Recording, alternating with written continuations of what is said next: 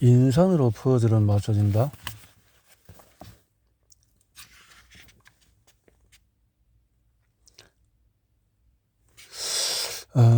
글포트에 강분면 단백질 회수는 독성 기전이 있을까?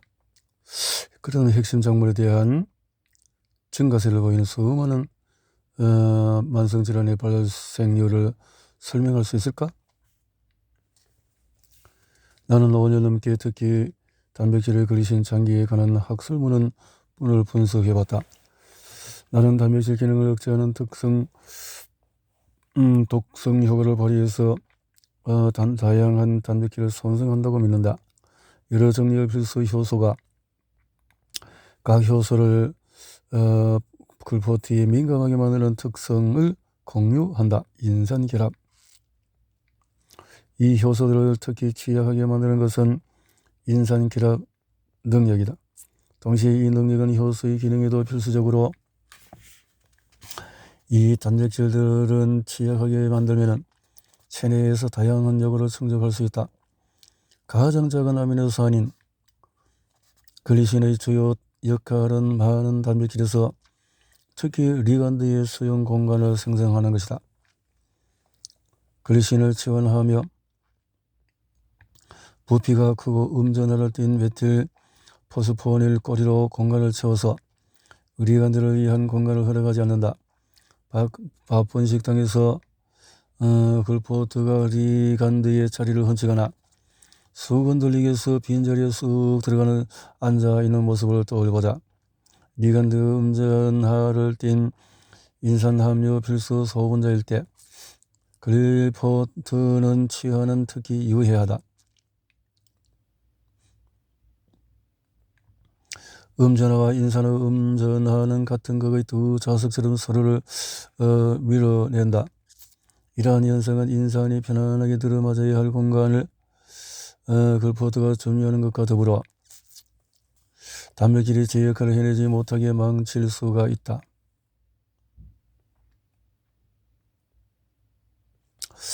최소 1개 이상의 인산 음이온을 가지면서 생물작용에서 필수적인 소분자가 많다. 우리에게 친숙한 것 중에서 하나는 3개의 인산 음이온이 꼬리를 통해서 서로 연결된 아데노신 3인산이다.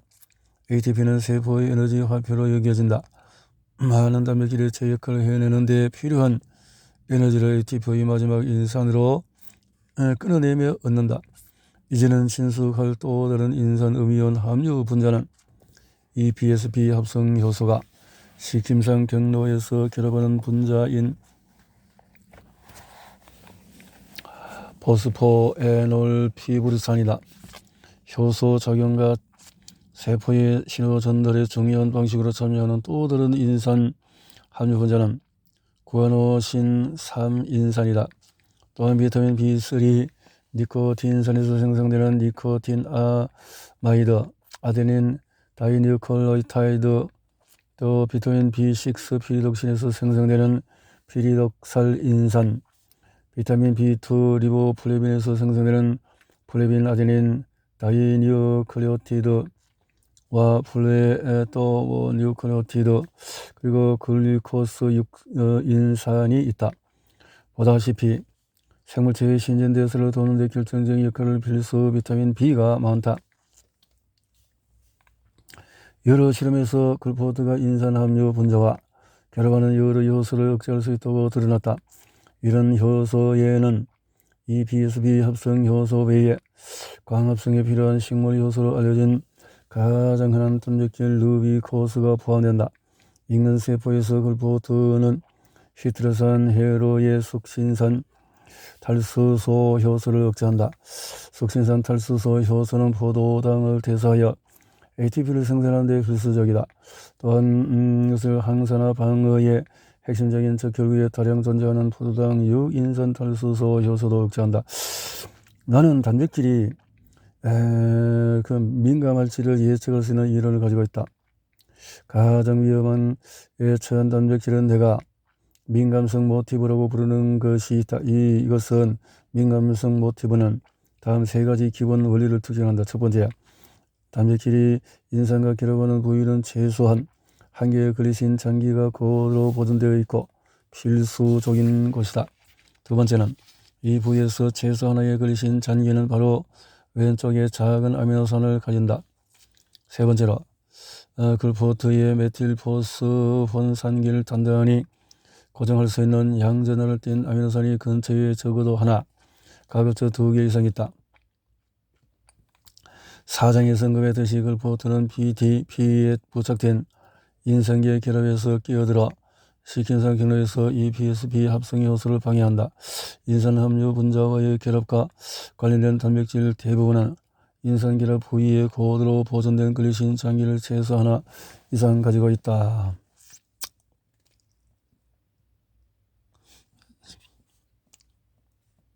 ATP 에너지가 소모되는 진짜 이유는 인산은 생물체의 중요한 역할을 한다. ATP는 서로 연결된 인산 3개가 아데노신 분자에 부착되어 있다. 아데노신, 인산이다. 히드로산 에로에는 주로 미토콘드리아의 당을 대사하여 ATP를 생산한다. ATP는 마지막 인산이 제거되어서 ADP로 전환된다. 이 전환으로 인산 결합에 묶여있던 에너지를 방출해서 이후에 유용한 작업을 해낼 수가 있다. 단백질은 접히는 과정에서 자신과 결합할 의료관들마다 잘 들어맞는 특정 3차원 주머니를 만든다. 전문적인 내용이라는 것은 알지만 계속 읽어주길 바란다. ATP와 결합하는 168개의 단백질을 분석한 결과 글리신 외에도 양전하를 띤 세 아미노산, 아르기닌, 리신, 히스티딘이 ATP에서 ADP로 전환이 일어나는 ATP 상호작용 부위에서 발견될 가능성이 컸다. 양전하를 띤 아미노산은 음전하를 띤 인산기에 결합하여 인산을 제자리에 고정할 수 있다. 글리신은 가장 적은 아미노산이므로 부피가 큰 인산 음이온을 위한 공간뿐 아니라 유연성도 제공한다. 이 모델은 이 PSP 합성 요소에 잘 들어맞는다. 대장균의 PSP 합성 요소는 PP 결합 부위에서 독성에 취약하게 하는 글리신 장기 외에 히스티딘, 아르기닌 장기 그리고 2개의 리신 장기를 가지고 있다. 단백질 접힘은 복잡하고 거의 기적에 가까운 과정으로 DNA 부호에 따라서 왼쪽에서 오른쪽으로 개별 아미노산으로부터 단백질이 조립되는 동안에 실시간으로 일어난다. 보통 글리신이 들어가는 곳에 글리포가 들어가 이 PSP 합성 요소로 조립되면 접힌 글리포트는 메틸모스포스티닐기 양전하를 띤 아미노산 이웃과 나란히 위치한다. 결과로 일반적으로 인산과 결합하는 모든 단백질에 유효한 인산 함유 분자를 반응에 활용하는 단백질 능력이 억제된다. 예를 들어 근육 수축성 단백질 미오신은 ATP의 마지막 인산을 떼어내며 방출된 에너지를 사용해서 근육을 수축한다. 미오신 ATP에 결합하는 부위에는 인산 결합 르프 모티프라고 하는 글리신이 풍부한 모티프가 있다. 여기서는 글리신 장기가 적어도 2개이며 3개 이상일 때도 있다. 미오신에는 고도로 보존된 글리신 장기가 많지만 미오신 ATP 결합 부위에서 가운데 있는 글리신 장기가 ATP 분자의 에너지를 유용한 운동으로 전환할 때 매우 중요하다. 다양한 종에서 알려진 82개의 미오신 버전 중에서 적어도 80개가 ATP 결합 부위에 루프 모티브가 구체화된 예시로 GSGAGKT를 가진다고 밝혀졌다. 가운데의 글리신에 일어난 돌연변이가 특히 미오신 기능에 미치는 영향은 파괴적이다. 이 글리신의 역할은 2가지다. 하나는 부피가 큰 인산 음이온을 위한 공간을 만드는 것이고 다른 하나는 ATP에서 분리되리라고 인산 이온을 부추기는 것이다. 글리신이 알라닌으로 대체되는 돌연변이는 단백질의 인산 분리 능력을 떨어뜨려서 근육 운동에 영향을 미친다. 글루포트는 취하는 제한보다 크지는 않더라도 영향력은 제한 수준이다. 2013년에 발표한 중요한 연구에서 오하이오주와 인디애나주의 생화학자들은 대장균이 글루포트에 노출되었을 때 발현이 촉진되거나 저하된 단백질을 상세히 분석했다. 그 결과로 다양한 단백질 부합체에서 최소 10곳의 ATP 결합 부위가 발현이 촉진되었다. 발현 촉진은 단백질이 제대로 기능하지 않을 때 단백질 합성이 증가한다는 뜻이다. 이렇게 생각해보자. 업무에 무능한 직원을 고용하면 그 업무를 해내기 위해서 직원을 더 많이 고용해야 한다. 그러고도 일이 제대로 되지 않을 수가 있다. ATP 결합 부위에서 글포트의 중요한 글리신 하나 이상을 치환하면 비능력적인 ATP 결합 단백질의 생산을 늘려야 한다. 고장난 여러가지 분자가 수송 단백질이다. 수송 단백질은 ATP 에너지를 사용하여 막을 뛰어넘어 중요한 영양소들을 세포로 수송하는 것을 돕는다.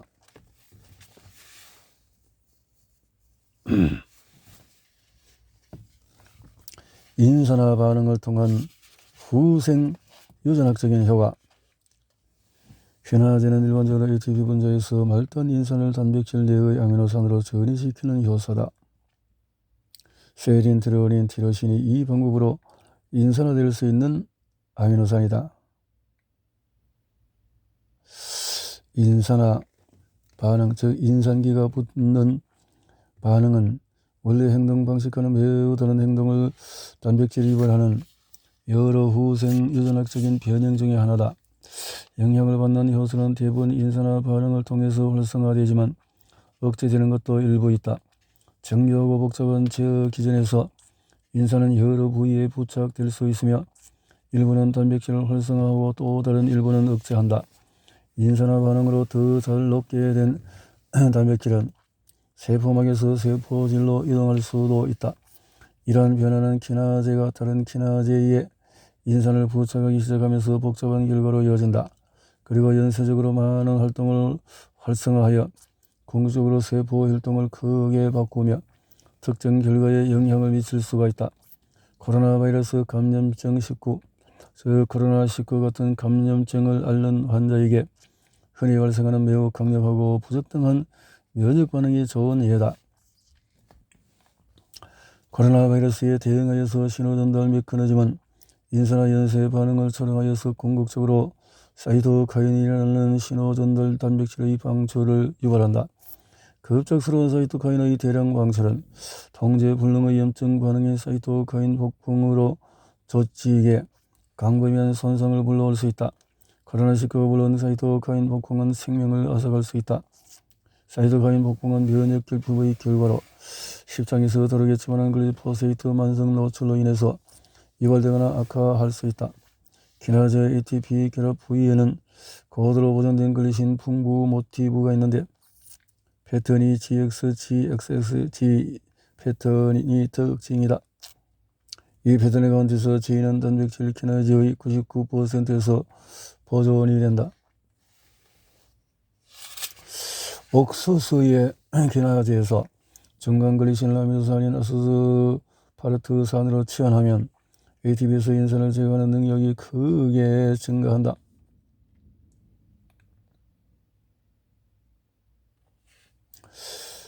글포트와 마찬가지로 아스파르트산은 음전하를 띠며 글리신보다 부피가 크다.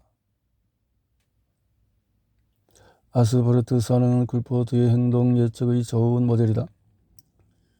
치환된 돌연변이체는 ATP 분자에서 인산을 제거하기에 훨씬 더 효과적이지만 인산을 붙잡는 탓에 인산화 단백질에 부착하는 능력은 떨어질 것이다.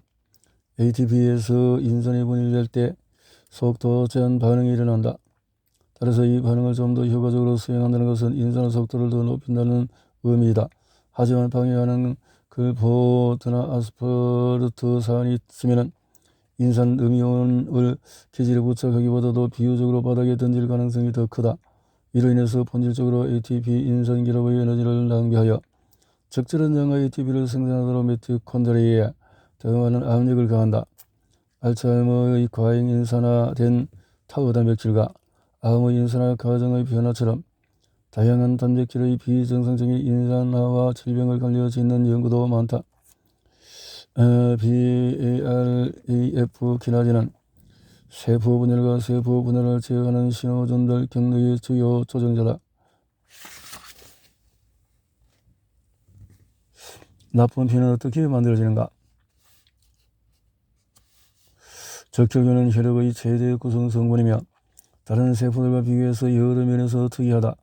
적혈균은 성숙 과정 초기에 핵을 버린다. 성숙한 적혈구에는 DNA가 없어서 새로운 단백질을 합성할 수 없다. 또한 적혈구는 비교적 수명이 짧다. 골수에서 나오는 신생 적혈구로 꾸준히 교체되며 100여일이 지나면 비장에서 끊임없이 제거된다. 적혈구의 주요 기능이 조직에 산소를 분비하는 것이니만큼 풍부한 수송 단백질 헤모글로빈의 적혈분과 결합하는 산소를 운반한다. 또한 적혈구에는 미토콘드리아가 없다는 점이 특이하다. 적혈구에는 미토콘드리아가 없다. 미토콘드리아는 ATP 형태로 세포의 에너지를 계속 공급하는 세포소 기관이다. 적혈구에는 미토콘드리아가 없어서 다른 공급원에서 ATP를 얻어야만 한다. 이를 위해서 산소에 의존하지 않는 현기성 과정인 해당 작용을 사용한다. 해당 작용은 포도당을 젖산으로 전환하면서 포도당 분자의 소량의 ATP를 생산한다. 역설적으로 적혈구는 많은 산소를 이용할 수 있지만 포도당을 산화하는 데 쓰이지 않는다. 이러한 해피는 활성산소 종에 대한 노출을 줄이고 항산화 방어의 필요성을 최소화하는 전략일 수 있다. 어쩌면 조직에 공급해야 할 자원, 즉 산소를 소비하는 것이 똑똑한 일은 아닐 수가 있다. 적혈균의 해당 작용 경로에서 중요한 효소인 피브르산 키나제를 사용한다.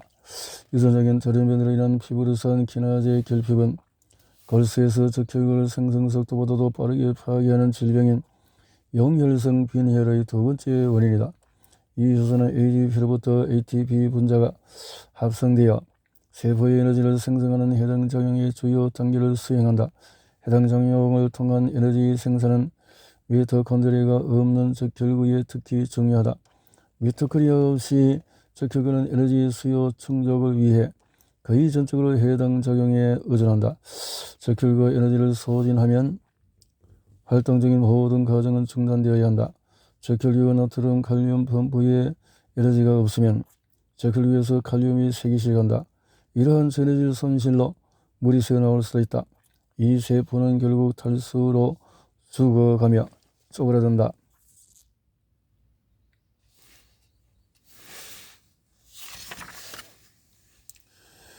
피브르산 키나제에 발생하는 50여 가지 유전적인 돌연변이가 용혈성 빈혈과 연관되어 있다.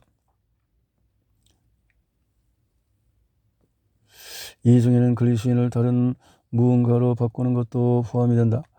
단백질에서 특히 아미노산의 역할이 중요한지 알아내는 방법 중 하나는 다른 종에 의해서 생산된 여러 버전에 대한 펩티드 서열을 조사하는 것이다.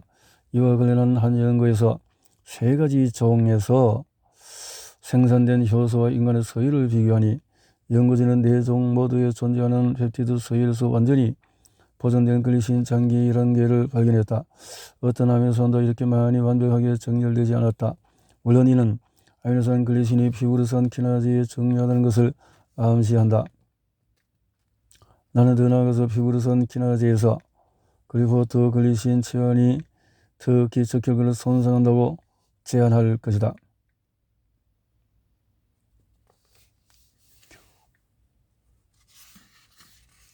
항산화 방어가 결함되는 이유는 적혈균은 해당 작용과 더불어서 5탄당 인산효를 하는 PPP 또 다른 경로를 통해서 포도당을 대사한다.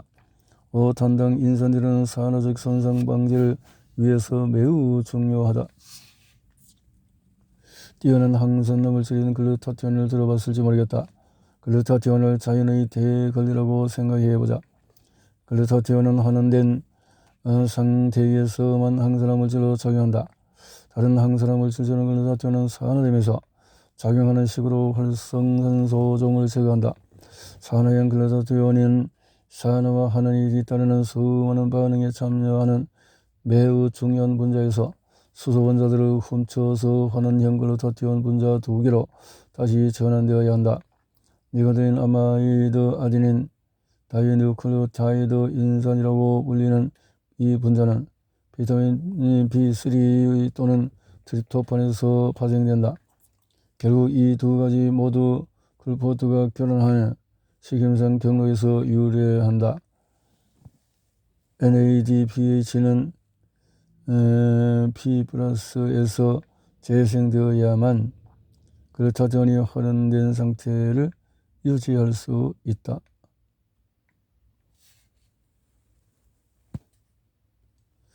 이런 일련의 반응을 비타민 C가 항산화 물질로 정형할 수 있도록 더 한계에 나아간다.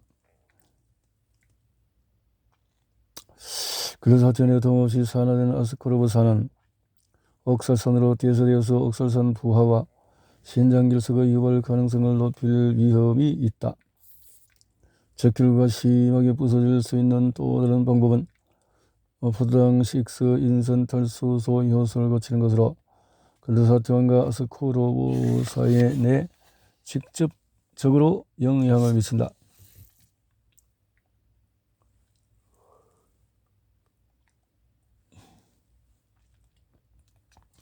나드 pH는 글루타티온과 비타민C를 유익한 상태로 복구하는 역할 외에도 지방산, 콜레스테롤, 신경전달 물질, 핵산, 아미노산 합성에도 꼭 필요하다. 세포는 나드의 환원 상태를 유지하는 데 상당한 에너지를 소비한다. 결함이 심각한 G6PD 변종은 신생아 황달을 유발하며 헤모글로빈 대사에서 독성 부성물이 많이 발생하면 뇌 손상으로 이어질 수가 있다. 글루코드는 G6PD 활성을 억제한다. 이 효소는 나드 P 플러스 두 분자뿐 아니라 G6P와 결합한다. 4,8,8번지의 글리신 잔기는 나드의 안에 있다.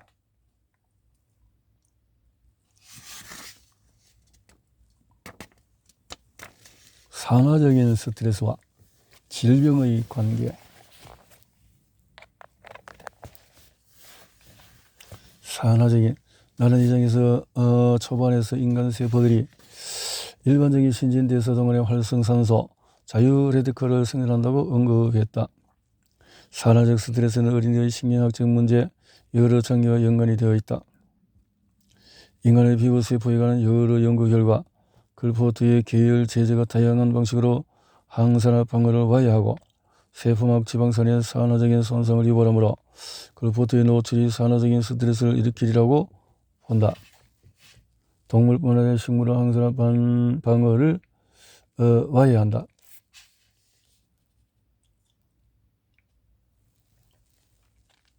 동식물이 건강한 하나의 형태로 글루타티온을 유지하려면 나드가 적당히 공급되어야 하며 결과적으로 이는 제대로 기능하는 G6PD 효소에 달려 있다.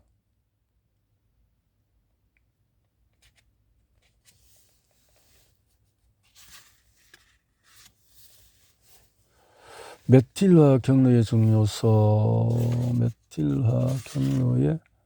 중요성.